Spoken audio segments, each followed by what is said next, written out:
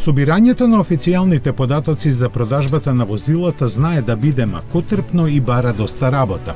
Во меѓувреме, додека тоа трае, многу аналитички куќи од светот пласираат своји податоци собрани преку своји канали и анализирани на свој начин, кои понекогаш знаат да бидат и доста различни од вистинските.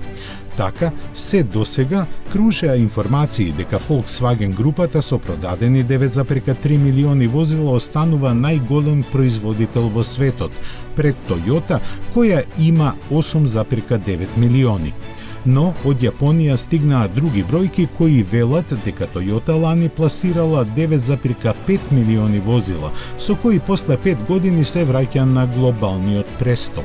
Споредбата на бројките кои од двете компании се официјални понатаму кажува дека германците во пандемиската година забележале опаѓање од 15%, а јапонците од 11%, што е едно од објаснувањата како Toyota го пристигна Volkswagen.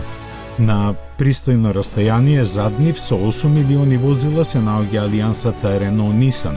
На четвртата позиција со 6,5 милиони е Hyundai, а веднаш зад него со само околу 200.000 помалку долгодеценискиот лидер General Motors. Понатаму следат Honda и Ford, кои имаат продадено 4,5, односно 4,2 милиони возила, па сега веќе здружените Fiat, Chrysler и Peugeot со 3,9, односно 2,9 милиони.